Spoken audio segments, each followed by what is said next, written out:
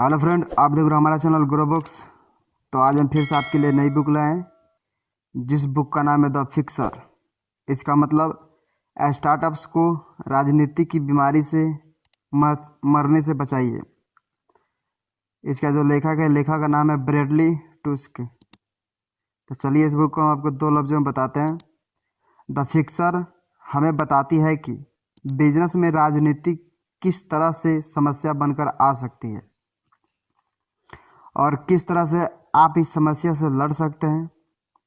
बहुत से लोगों को लगता है कि बिजनेस में सिर्फ एक प्रोडक्ट को बनाकर उसे बेचना जाता है, लेकिन यह किताब बिजनेस में आने वाली उस अनजान समस्या के बारे में बात करती है जिसे लोग समय रहते नहीं समझ पाते। राजनीति। यह बुक किसके लिए है? वे जो एक एंटरप्रेन्योर है और अपने बिजनेस को राजनीति से बचाना चाहते हैं। वे जो बिजनेस में राजनीति के महत्व को समझना चाहते हैं। वे जो ऊबर और उसके रास्ते में आई समस्याओं के बारे में जानना चाहते हैं। तो चलिए इस बुक को हम अब शुरू करते हैं। अध्याय नंबर 1। यह बुक आपको क्यों पढ़नी चाहिए? मार्केट में जब भी एक बदलाव आता है तो लोग उस बदलाव को ख़त्म करके पुराने तरीकों को वापस लाने की पूरी कोशिश करते हैं। लोगों को बदलाव नहीं पसंद है, जिस वजह से वे नई टेक्नोलॉजी वाली कंपनियों का विरोध हमेशा करते रहते हैं। जनता के प्रेशर में आकर बहुत से नेता ऐसी पॉलिसी निकालते हैं जिसमें इन नई कंपनियों को काम करने में समस्या हो और वो ख़त्म हो जाए। यह किताब हमें ब्रैडली टस्क के कामों के बारे में बताती है। यह किताब बताती है कि किस तरह से टस्क ने अलग अलग कंपनियों के साथ काम करके उन्हें इन राजनीतिक समस्याओं से बाहर निकला, और साथ ही यह किताब बताती है कि किस तरह से आप खुद को इस तरह की समस्याओं से बाहर निकल सकते हैं। इस किताब की मदद से आप बिजनेस में राजनीति की समस्या को अच्छे से समझ पाएंगे, जो कि एक ऐसी समस्या है जिसके बारे में कोई भी बात नहीं करता है। इसे पढ़कर आप सीखेंगे नेताओं को आप अपनी उंगली पर कैसे नचा सकते हैं, उबर को अपनी शुरुआती दिनों में कौन कौन सी समस्याओं का सामना करना पड़ा था, ब्रैडली टस्क स्टार्टअप्स को बचाने का काम किस तरह से करते हैं। अध्याय नंबर 2। टस्क ने अपने शुरुआती दिनों में ही राजनेताओं को खुश करने का तरीका जान लिया था। नेताओं को हर वक्त सिर्फ दो चीज़ों की ज़रूरत होती है: हर वक्त सबका ध्यान खींचे रहना और हर वक्त लोगों से अपनी तारीफ़ें सुनते रहना। अगर आपको उन्हें खुश करना है तो आपको उन्हें यह बताते रहना होगा कि उनका आइडिया बहुत अच्छा है। साथ ही आपको ऐसे काम करने होंगे जिससे सबका ध्यान उन पर जाए और जनता में उनका सपोर्ट बढ़े। 1980 के दशक में टस्क हेनरी सटन के लिए काम करते थे, जो कि न्यूयॉर्क शहर के काउंसिल मेंबर और शहर के पार्क के कमिश्नर थे। टस्क ने हेनरी की तरफ मीडिया का ध्यान खींचने के लिए बहुत से काम किए, जैसे कि एक बार जब उन्हें पार्क में पेड़ों के काटे जाने पर आवाज़ उठानी थी तो उन्होंने हत्या किए गए पेड़ों को अंतिम संस्कार के नाम से एक नाटक निकाला। जब पार्क में नया टॉयलेट बनाया जाता था तो टस्क मीडिया को बुलाकर रिबन की बजाय उनसे टॉयलेट पेपर कटवाते थे। इसके बाद टस्क ने चक एस्चूमर के लिए काम करना शुरू कर दिया, जो कि कम्युनिकेशन डायरेक्टर थे। एस्चूमर को व्यस्त रहने का दिखावा करना पसंद था। वे यह जानते थे कि जब जनता यह देखेगी कि वे कितने व्यस्त हैं तो वो सोचेगी कि वे बहुत मेहनत करते हैं, लेकिन क्योंकि वो अभी एक जूनियर नेता थे, उनके पास काम करने के लिए कुछ ज़्यादा काम नहीं था। इसलिए टस्क और उनकी टीम एस्चूमर को व्यस्त दिखाने के तरीके खोजती रहती थी। एक बार वे यह दिखा रहे थे कि एस्चूमर जनरल इलेक्ट्रिक को गाड़ी के कांच को साफ करने वाले शीशे के लिक्विड के बढ़ते दामों को लेकर चिट्ठी लिखने में कितने व्यस्त हैं। एक बार वे यह दिखा रहे थे कि एस्चूमर इलेक्शन के लिए इस्तेमाल किए जाने वाले पंच कार्ड वोटिंग मशीन को बदलकर नए आधुनिक मशीनों से इलेक्शन करवाने की मांग कर रहे हैं।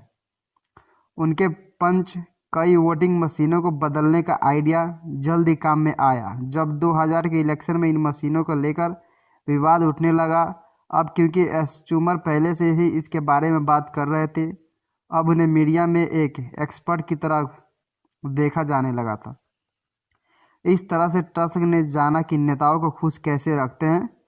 अगर आपकी वजह से मीडिया में उनकी इमेज बेहतर बन रही है तो वो आपको पसंद करेंगे। अध्याय नंबर 3, राजनीतिक अभियान में आपको अपने दुश्मन पर बेरहमी दिखाते हुए हमला करना होता है। अगर आपने कभी इलेक्शन के समय में नेताओं का भाषण सुना है तो आपने यह देखा होगा कि वे एक दूसरे पर जमकर कीचड़ उछालते हैं। माइकल ब्लूमबर्ग के साथ काम करते वक्त टस्क ने उनके विरोधियों पर हमला करने का काम किया था। माइकल पिछले 8 सालों से मेयर थे और 2009 में वे तीसरी बार इलेक्शन लड़ने जा रहे थे। इन 8 सालों में माइकल ने टैक्स और पानी की कीमतों को बढ़ा दिया था, जिससे न्यूयॉर्क शहर के लोगों को बहुत समस्या हो रही थी।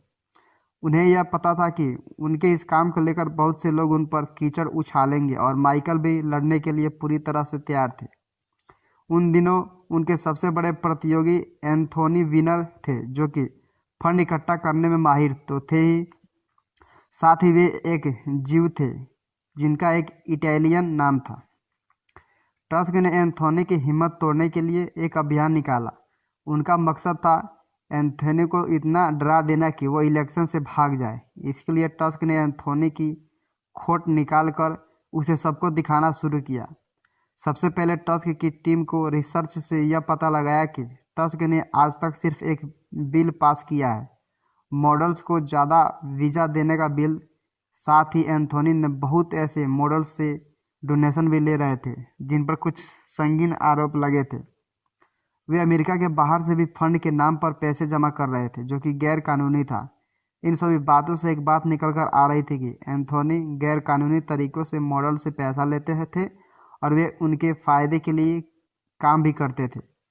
यह सारी बातें मीडिया में तेज़ी से फैलने लगी। इसके अलावा टस्क ने एंथोनी को दिखाने के लिए इलेक्शन से बहुत पहले अपना पार्टी का प्रचार करना शुरू किया।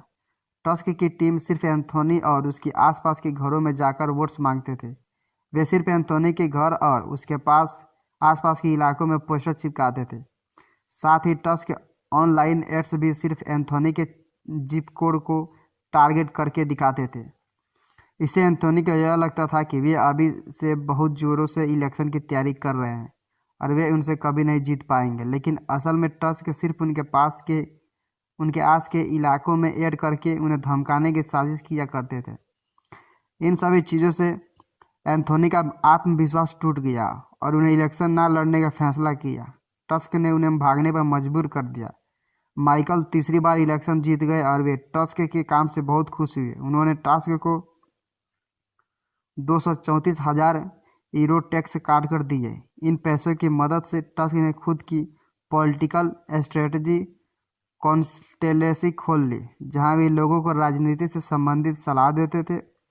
शुरुआत में कुछ खास कामयाबी तो नहीं मिली, लेकिन जल्द ही टस्क ने एक ट्रांसपोर्टेशन कंपनी के साथ मिलकर काम करना शुरू किया। अध्याय नंबर 4, टस्क ने वाशिंगटन डीसी में उबर पर से बैन हटाने में उसकी मदद की। उबर का नाम तो आपने सुना ही होगा। उबर की मदद से आप घर बैठे टैक्सी बुक कर सकते हैं। टैक्सी आपके दरवाजे तक आपको लेने आती है और जहां भी आपको जाना होता है वहां छोड़ देती है। ग्राहकों के लिए उबर एक वरदान था। उन्हें उससे बहुत फ़ायदा हो रहा था, लेकिन कुछ लोगों को उबर से नफरत भी हो रही थी। यूनियंस उबर से नफरत करते थे क्योंकि वे उसके ड्राइवर्स को हड़ताल करने के लिए इकट्ठा नहीं कर पाते थे। उबर ड्राइवर छोटे बिजनेसमैन थे और वे आज़ादी से काम किया करते थे, जिस वजह से वे किसी भी हड़ताल का हिस्सा नहीं बनते थे। टैक्सी ड्राइवर्स को उबर ने नफरत थी। टैक्सी ड्राइवर को उबर ने नफरत थी क्योंकि इससे उनका रोजगार छिन गया था। वो टैक्सी ड्राइवर्स नेताओं से हर वक्त उबर की शिकायत करते रहते थे और उसे ख़त्म करने के लिए उन पर दबाव डालते थे। इस वजह से नेताओं को भी उबर से नफरत थी। वाशिंगटन डीसी में टैक्सी का कमीशन और टैक्सी इंडस्ट्री की मांग पर एक नेता ने एक नियम निकाला। जिससे उबर एक तरह से बैन हो गया। बैन होने के बाद उबर ने टस्क से मदद मांगी। टस्क को नेताओं के प्रवृत्ति के बारे में अच्छे से पता था। वे जानते थे कि नेता लोग पब्लिक पॉलिसी को देखते हुए काम नहीं करते, बल्कि वे पब्लिक में अपनी इमेज को देखते हुए काम करते हैं। जब वे ये देखते हैं कि उनके किसी काम की वजह से पब्लिक में उनकी इमेज खराब हो रही है और उनके वोटर्स उनके खिलाफ हो रहे हैं, तो वे लोग उस काम को नहीं करते। इसलिए टस्क ने मीडिया में लोगों को उबर को हीरो और टैक्सी इंडस्ट्री को विलन की तरह दिखाना शुरू किया। टस्क ने मीडिया में यह खबर फैलाई कि डीसी के नेता यातायात की कीमतों को जानबूझकर ज़्यादा रखते हैं ताकि वे टैक्सी इंडस्ट्री को बचा सके। उन्हें बताया कि टैक्सी ड्राइवर्स ने नेताओं को बहुत से वोट जाते हैं और इसलिए वे अपना वोट बैंक बचाने के लिए टैक्सी इंडस्ट्री को बचाने की कोशिश कर रहे हैं, इसलिए उन्होंने उबर को बैन करके रखा है। इसके बाद उबर ने अपना यूजर से अपील की वे नेताओं को कांटेक्ट करके उबर से बैन हटाने की मांग करें। लोगों ने नेताओं को कुछ 40,000 ट्वीट और 50,000 ईमेल सिर्फ कुछ दिनों में भेजे। पब्लिक को गुस्सा होते हुए देखकर नेताओं ने टैक्सी ड्राइवर का साथ छोड़ा, उबर से बैन हटा दिया। हर नेता को अपने वोट बैंक की चिंता होती है। अगर आप पब्लिक में यह दिखा सके कि उनसे किसी काम की वजह से उनकी बहुत बदनामी हो रही है और जनता उनके खिलाफ हो रही है, तो आप उनसे कुछ भी करवा सकते हैं। टस्क ने यहाँ पर कुछ ऐसा ही किया जिससे उबर के ऊपर से बैन हट गया। अध्याय नंबर 5। न्यूयॉर्क के मेयर ने उबर की गुर्बत पर रोक लगाने की कोशिश की, लेकिन टस्क ने मेयर को अपने इरादे बदलने पर मजबूर कर दिया। अमेरिका में एक कहावत है, अगर आप न्यूयॉर्क में कामयाब हो जाएंगे तो आप हर जगह कामयाब हो जाएंगे। न्यूयॉर्क एक बहुत बड़ा और बहुत अहम शहर है और यहाँ पर जो कंपनियाँ कामयाब होती है उनकी इमेज पूरे अमेरिका में मशहूर हो जाता है। इस वजह से जो कंपनियाँ न्यूयॉर्क में कामयाब हो गई वो हर जगह कामयाब हो जाती है। लेकिन न्यूयॉर्क के मेयर बिल डी ब्लासियो ने एक नियम लागू कर दिया जिसमें उबर साल भर में सिर्फ 1% ही ग्रो कर सकता है। इस नियम से उबर बर्बाद हो जाता और फिर वो कभी कहीं भी कामयाब नहीं हो पाता। इसलिए टस्क ने डी ब्लासिया का मन बदलने के लिए कुछ जरूरी कदम उठाए। टस्क को पता लगा कि मेयर खुद को शहर के गरीब और निचले इनकम के दर्जे वाले लोगों का मसीहा बताते थे। अपने अभियान में वे उनके ही फायदे की बात करते थे, लेकिन उबर से इन्हीं निचले इनकम के दर्जे वाले लोगों का फ़ायदा हो रहा था। जिनके पास गाड़ी थी वे उबर के साथ जुड़कर अच्छे पैसे कमा लेते थे और जिनके पास गाड़ी नहीं थी उन्हें सस्ते में यातायात के साधन में मिल जाते थे। लेकिन जब उबर के ऊपर रोक लगा दी गई तो इन्हीं लोगों का परेशानियां हो रही थी। इस तरह से टस्क ने मेयर का दुमुहा चेहरा जनता के सामने लाने की कोशिश की। इसके बाद टस्क ने जनता को यह दिखाना शुरू किया कि मेयर सिर्फ अपने फ़ायदे के लिए काम करते हैं। टैक्सी ड्राइवर मेयर के दूसरे सबसे बड़े वोट बैंक थे और उबर की ग्रोथ पर रोक लगाने वाला नियम भी टैक्सी इंडस्ट्री ने ही लिखा था। मेयर असल में टैक्सी इंडस्ट्री के इशारों पर नाच रहे थे क्योंकि उनके अपने वोट्स की पड़ी थी। टैक्सी इंडस्ट्री में बहुत सारा पैसा था और उबर के आ जाने से वो पैसा ख़त्म हो रहा था। इस वजह से मेयर की पोजीशन कमज़ोर हो रही थी। अपनी पोजीशन बचाने के लिए मेयर ने उबर पर रोक लगाने के लिए कदम उठाए थे। इस तरह की खबरें टस्क ने मीडिया में फैलाई। इसके बाद उबर ने फिर से अपने ऐप की मदद से अपने यूजर्स ने अपील की कि वे मेयर के कांटेक्ट करके अपनी मांग उनके सामने रखें। एक हफ्ते में मेयर के पास लगभग 250,000 ईमेल और ट्वीट पहुंचे। जब मेयर ने देखा कि जनता में उनका सपोर्ट खत्म हो रहा है तो उन्होंने उबर पर लगाए गए नियमों को हटा दिया।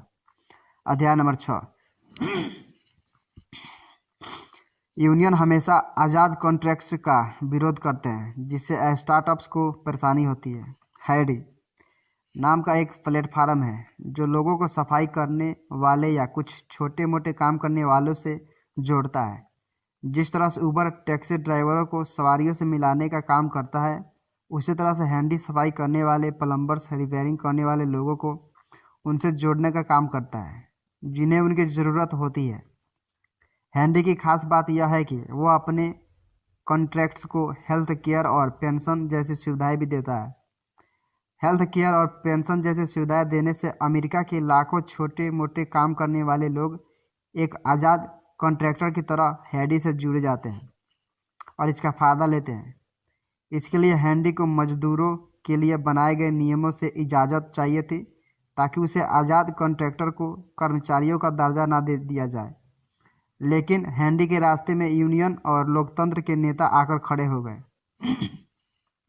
जैसा हमने पिछले सबक में देखा, यूनियन को आज़ाद कॉन्ट्रैक्टर नहीं पसंद थे क्योंकि वे उन्हें अपने मोर्चे में शामिल नहीं कर पाते थे और ना ही उनसे मेंबरशिप फीस ले पाते थे। यूनियन अक्सर अपनी मांग से नेताओं पर दबाव डालते थे, जिससे आज़ाद कॉन्ट्रैक्टर भी अपना काम अच्छे से नहीं कर पाते थे। उन्हें या तो यूनियन के साथ मिलकर काम करना पड़ता था या फिर अपने काम से हाथ धोना पड़ता था। टस्क और हैंडी ने इससे लड़ने का फैसला किया। सिक्योरिटी गार्ड और सफाई करने वालों का एक यूनियन था। इसके प्रेसिडेंट का नाम हेक्टर फिगुएरा था, जो कि जल्द ही फिर से इलेक्शन लड़ने वाले थे। इलेक्शन में ये फिर से जीतने के लिए हेक्टर को यूनियन का साथ पूरी तरह से देना था और हर इंसान के खिलाफ लड़ाई लड़नी थी जो कि आज़ाद कॉन्ट्रैक्टर की तरह काम करने की कोशिश कर रहा था। जब टस्क ने स्टेट के गवर्नर एंड्रयू कुर्मो से बात की तो उन्हें पता लगा कि एंड्रयू के खिलाफ जाकर कोई भी काम नहीं करना चाहते हैं। हैंडी के प्रस्ताव के फायदे को समझ रहे थे, लेकिन वो को गुस्सा नहीं दिलाना चाहते थे, जिस वजह से टस्क को यह लड़ाई हारनी पड़ी। लेकिन फिर भी वे अलग अलग तरह से लड़कर अपने काम को पूरी करवाने की कोशिश करते रहते थे। अध्याय नंबर 7, राजनीतिक बातों में आपको भले कोई दिलचस्पी ना हो, लेकिन राजनीति को कभी कभी आपको बर्बाद करने में दिलचस्पी हो सकती है। हैलीफैक्सी स्पोर्ट्स गेम आजकल एक बहुत बड़ा बिजनेस बन गया है। इससे आप फुटबॉल या हॉकी जैसे दूसरे खेलों में अपने मनपसंद खिलाड़ियों या टीम पर पैसे लगाते हैं। अगर आपकी टीम गेम में जीत जाती है तो आप भी पैसे जीतते हैं, लेकिन अगर वो हार जाती है तो आपके पैसे डूब जाते हैं। यह एक नए तरह का जुआ है जो ऑनलाइन खेला जाता है। इस मार्केट में 2 कंपनियां थी जो 2014-2015 में एक दूसरे से जमकर प्रतियोगिता कर रही थी, FanDuel और ड्राफ्ट किंग्स। इन दोनों कंपनियों में हर खेल पर करोड़ों डॉलर इन्वेस्ट के लगाए जाते थे। यह दोनों कंपनियां एक दूसरे से लड़ने में इतनी व्यस्त थी कि वे यह देखना भूल ही गई थी कि एक शिकारी है जो दोनों पर हमला बोलने की ताक में बैठा हुआ है, कसिनो।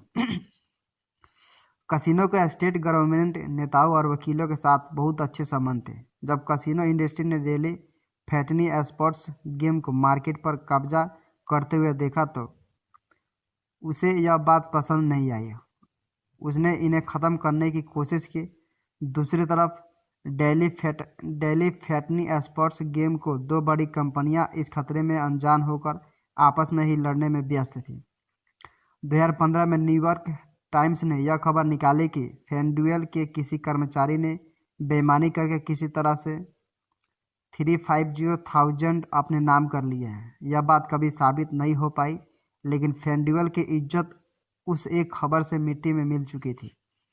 इस खबर के बाद अमेरिका के 39 स्टेट्स ने FanDuel को बैन करने की कोशिश की जाने लगी।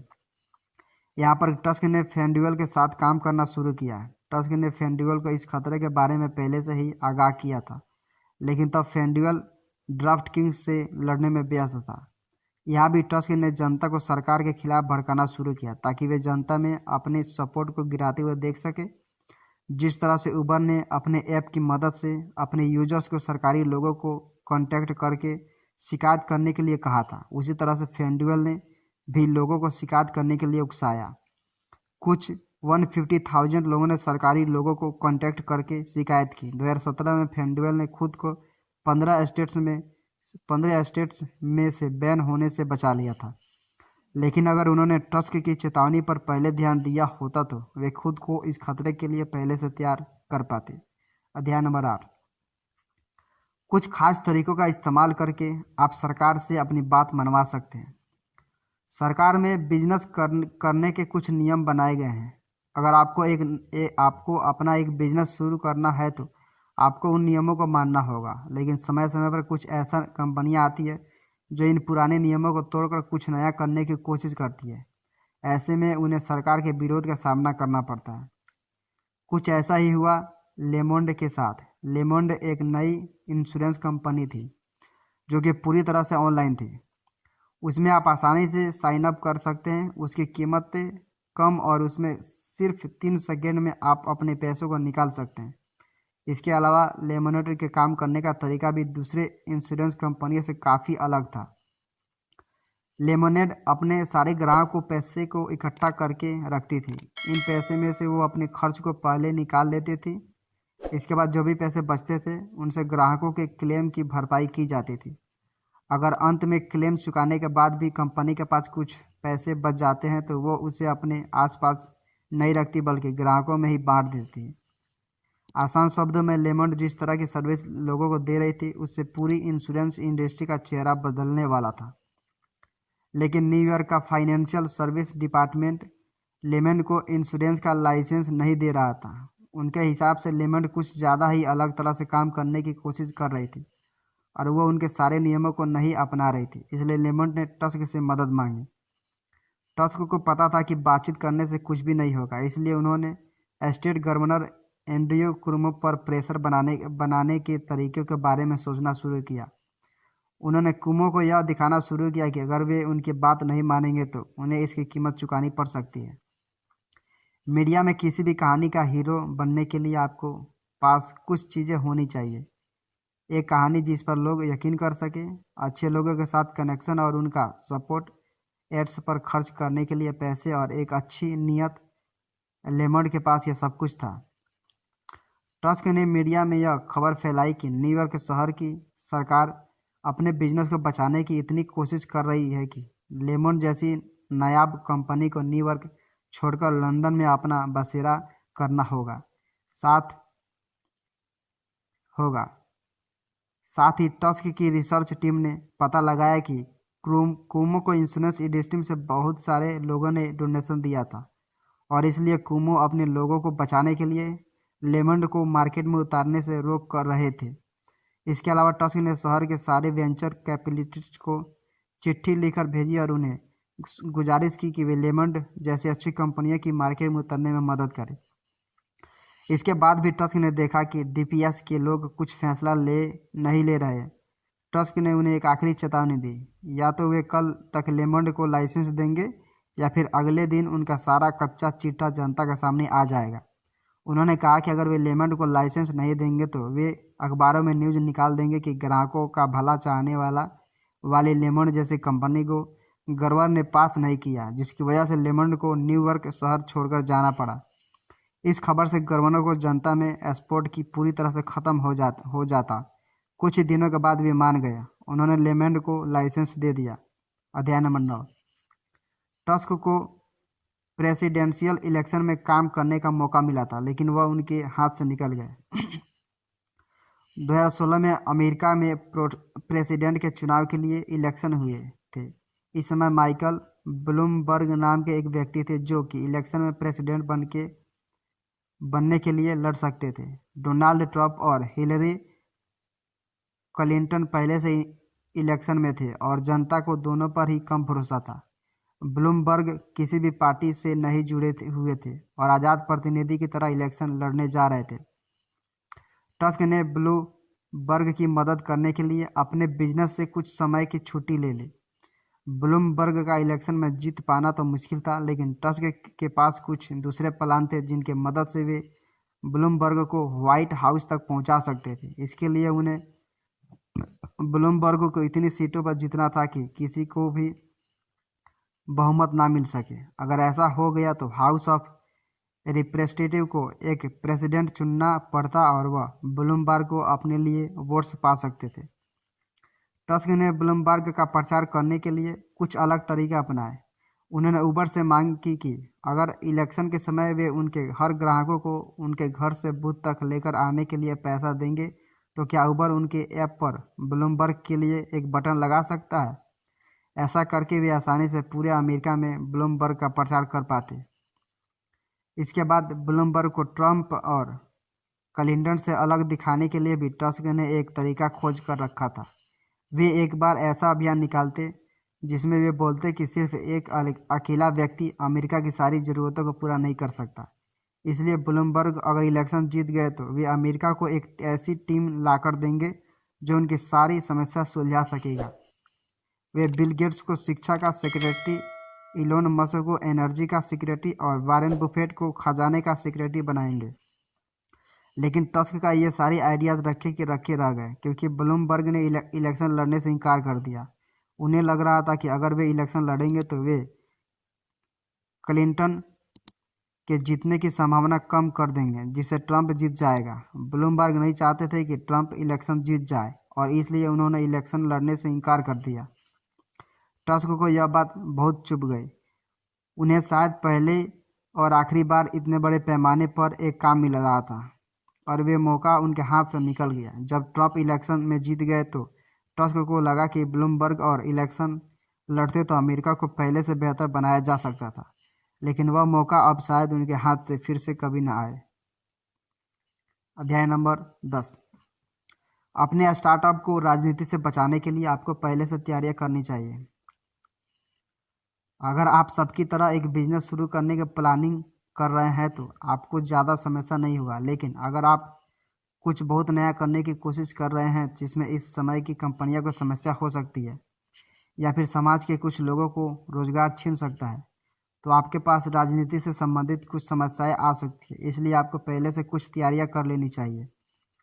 सबसे पहले, अगर आपको यह नहीं पता है कि आपका प्रोडक्ट कानून के सारे नियमों को फॉलो कर रहा है तो आपको उसे लॉन्च करने से पहले ही सरकारी लोगों से इजाज़त मांग लेनी चाहिए। या अगर आपने पहले से ही अपने प्रोडक्ट को मार्केट में लॉन्च कर दिया है तो आप बाद में नियमों को तोड़ने के लिए माफ़ी मांग सकते हैं। उबर ने दूसरा वाला रास्ता चुनी थे। उससे पहले अपनी सर्विस को लॉन्च करके बहुत से ग्राहकों को अपनी तरफ खींच लिया और बाद में नियमों को तोड़ने के लिए माफ़ी मांगी। लेकिन इस रास्ते को चुनने में आपको सावधानी बरतनी चाहिए। कुछ नियमों को तोड़ने से किसी की मौत भी हो सकती है या फिर आपको जेल भी जाना पड़ सकता है। अगर ऐसा है तो आप इस रास्ते को मत चुनिए। इसके बाद आप यह पता करना होगा कि मुश्किल वक्त में कौन से लोग या कौन सी चीज़ें जो आपको सहारा दे सकता है। आपके पास कोई ना कोई ऐसा हथियार होना चाहिए जिसका इस्तेमाल करके आप सरकार से अपनी बात मनवा सके। अब चाहे वो कोई इंसान हो जिसकी पहुंच ऊपर तक हो या फिर जनता का सपोर्ट हो, कभी भी अकेले लड़ने की कोशिश मत कीजिए। हमेशा कुछ कैपिटलिस्ट नेता या बड़े लोगों को अपने कनेक्ट में रखिए और ज़रूरत पड़ने पर उनसे मदद मांगने के लिए जाइए।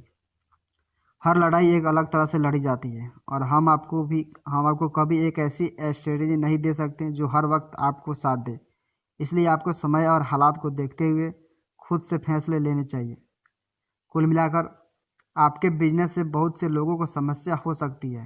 अगर आप कुछ अलग करने की कोशिश कर रहे हैं तो आपसे बहुत से लोगों को परेशानियां होगी। यह सारे लोग मिलकर आपको ख़त्म करने के लिए गंदे खेल खेल सकते हैं। इसलिए आपको राजनीति की बातों को अच्छे से समझना होगा और उससे खुद को बचाने के लिए ज़रूरी कदम उठाने होंगे। क्या करें? अपनी कंपनी को एक्सपेंड करने से पहले राजनीति के नियमों के बारे में जान लीजिए। अगर आप अपनी कंपनी को दूसरी जगह पर एक्सपेंड करने की कोशिश कर रहे हैं तो सबसे पहले उन कानूनी नियमों के बारे में जानिए जो आपको ऐसा करने से रोक सकते हैं। यह देखिए कि वह कौन कौन सी चीज़ें हैं जो आपके काम में रुकावट बनकर आ सकती है और वह कितनी बड़ी समस्या के लिए पैदा कर सकते हैं। इस तरह से आप खुद को उन समस्याओं के लिए तैयार कर सकते हैं।